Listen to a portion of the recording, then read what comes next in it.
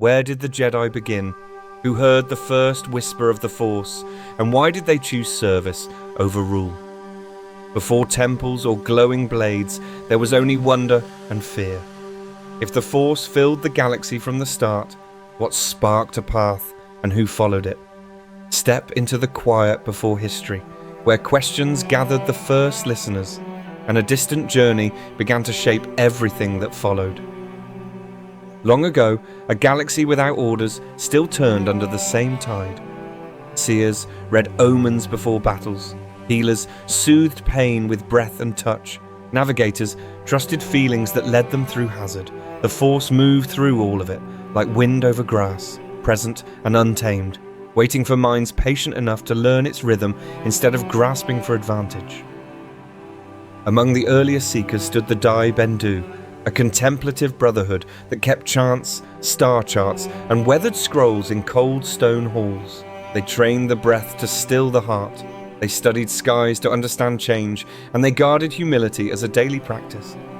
Their habits would later shape the Jedi, the meditation forms, the measured speech, and the belief that character guides power, not the other way around. Long before any fellowship formed beneath a shared sky, an elder people worked wonders. They were the Qua, builders who bent distance with shining gates and seeded wisdom across far suns. Their infinity gates once stitched systems together and then fell to ruin. Among their legacies, silent vessels waited on forgotten plains, dark pyramids with chambers of murals and star maps, engines sleeping with a purpose that would wake in another age. The pyramids were called Thoyor. Hulls rose from jungles and deserts, from ice and open sea, and doorways glowed with a tone felt more than heard. They called to those who could touch the Force, stirring certainty in sensitives scattered across many worlds. Inside, floors thrummed and walls told stories of living energy. They did not command, they invited, and to the brave who stepped within, they offered a voyage toward meaning. The Dai Bendu were the first to truly hear, but soon many more would begin to listen. The summons spread across worlds in a single season.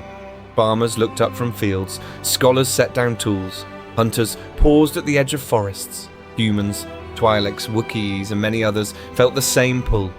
Bring no armies, bring your questions.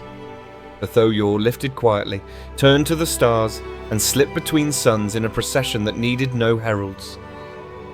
The ships reached Tython, a world where the Force ran strong and even, bright and shadow in delicate poise. The air shivered with energy. The ground answered mood with sudden weather, and calm returned when minds found center. The pilgrims stepped onto soil that felt awake. For the first time, many traditions met within walking distance, and the meeting changed them.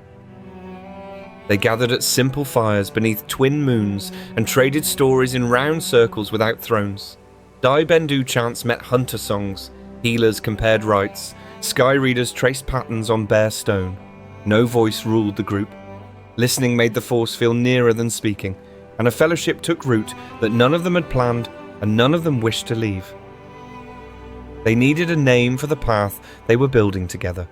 From old words came Jedi, a way to study the whole current, light and dark, stillness and action, and to keep to the middle line. They were not soldiers.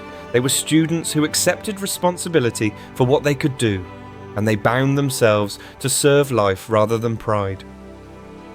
Across valleys and peaks they raised 9 temples, each devoted to a different facet of learning. One kept knowledge, one trained healers, one shaped discipline and form, one practiced contemplation. Others faced the wilder currents to understand them without surrender. Learners rotated by season, so no one lived inside a single idea. The world itself corrected arrogance with sudden storms. Practice turned promise into rule. The Jedi shaped a simple code: seek knowledge, act with restraint, accept change, protect life. They did not deny emotion. They learned to feel without drowning. They did not worship power. They used it with care. Tython rewarded balance and punished excess, and their law grew from that plain truth, rather than from fear. Training was pilgrimage more than classroom. Students slept under open sky, meditated at river stones, and entered caves where the dark asked honest questions. Teachers challenged with quiet rather than scorn, and failure was treated as a guide of its own. The goal was clarity that could stand in storm, not tricks that dazzled and then vanished when tested. Beyond the horizon, the wider galaxy turned under a bitter star.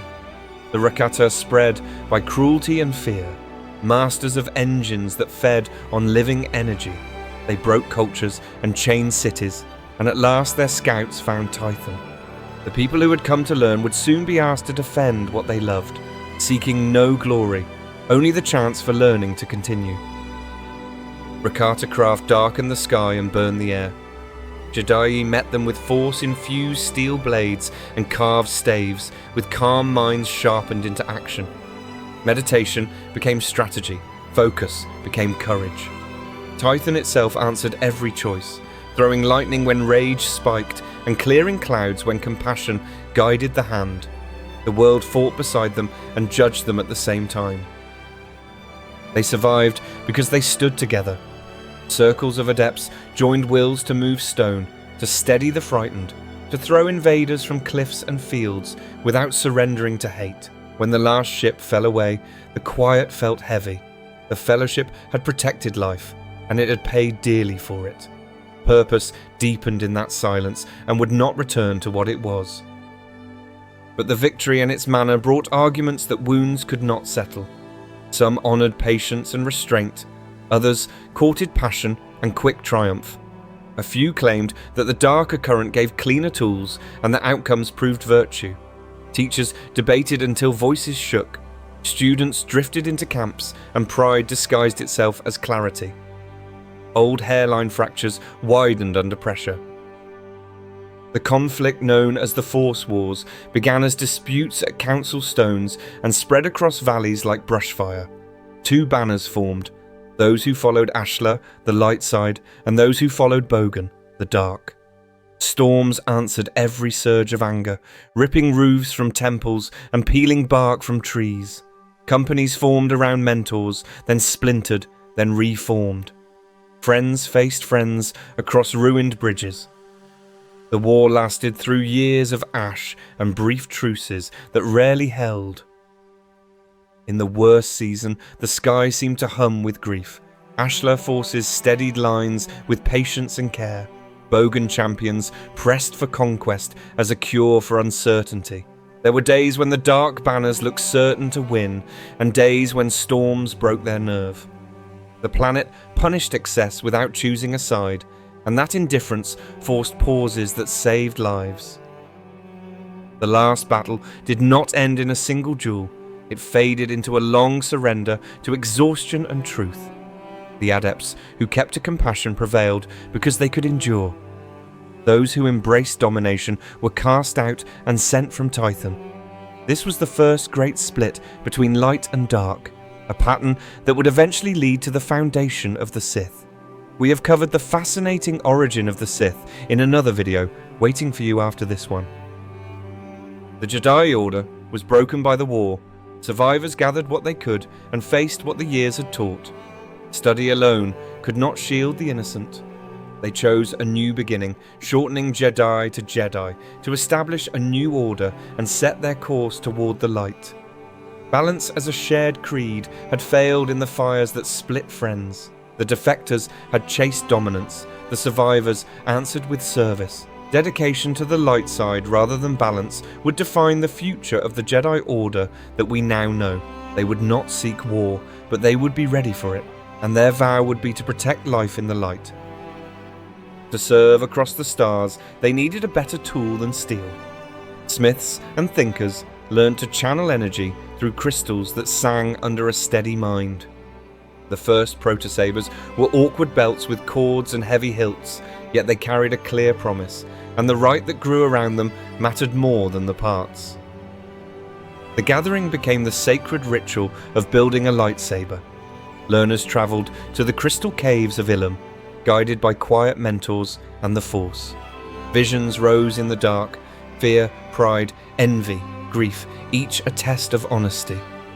By naming the truth within those scenes, the learner found the Kyber crystal that called to them. Construction was meditation made visible, a careful assembly that ended when a new blade came to life and sealed the bond. Centuries of trial shifted language and stance. Reborn as Jedi, with a dedication to the light side, balance became a personal discipline rather than a court between two extremes. They left Tython and raised new halls on Ossus, where archives could grow and young minds could be shaped by calm rather than by storms. On Ossus, the Order gave itself lasting form. Councils guided decisions, ranks organised training, and vows bound members to humble ends. The Great Library gathered knowledge saved from ruin, a living memory of the road from doubt to duty. The sabre at the hip meant responsibility, and action served the simple goal of steadying lives shaken by fear. As the Republic rose, the Jedi stood as guardians of peace. They settled border quarrels, protected communities in crisis, and offered counsel rather than commands. When force was needed, they moved with care and withdrew when the danger passed. Their reach grew, yet they tried to keep the centre still, that the early teachings and the Dai Bendu had pressed into every breath. The Order kept memory as a compass. Records held that the Qua shaped the Thoyor, perhaps with helpers lost to time. What mattered most was the lesson beneath the metal. The Force had gathered strangers once and made a family from difference. Whenever pride tempted them, they returned to that memory and found their scale again. The first councils on Ossus shaped a culture of reflection. Masters taught that leadership begins with attention to breath and patience, that a calm mind protects friends better than a sharp tongue. Debates were vigorous. Then they ended with shared meals, a practice the old Dai Bendu would have recognised. The style of the Order was born as much in these small habits as in grand victories. Tython had taught that the Force is intimate and vast at once. It sits inside a single breath and it moves planets. It rewards honesty and punishes self-deceit. From that soil, the Jedi learned forms for counsel, for healing, for battle calm, and for grief, so that every action, from a word in council to a raised blade, rose from clarity rather than impulse. As the Order matured, meaning gathered in places and in practice, new temples rose across safe worlds, archives deepened, and meditations shaped by Dai Bendu breath steadied young minds before they touched a crystal. The living legacy became study, service, and restraint, a centre the Order could carry from world to world without losing itself. From Dai Bendu curiosity to Thoyor flight, from Jedi storms to Jedi courts, a single thread holds: seek truth, protect life, accept change, beware pride. The Order has stumbled and risen many times, yet the thread remains. It is the promise that called strangers to Tython, and the promise that would continue to bind every night to the living galaxy. The Jedi began as listeners who answered a summons, as builders who chose care over hunger, as students who learned that power is safest in open hands. And so their light endures, a sunrise that returns with every act of mercy, every steady breath, every blade raised to protect. In that quiet rising, the galaxy remembers the promise that began on Tython, and the word Jedi means hope. Hey guys, thanks for watching. If you enjoyed the video, don't forget to hit that subscribe button for more great stories. Cheers.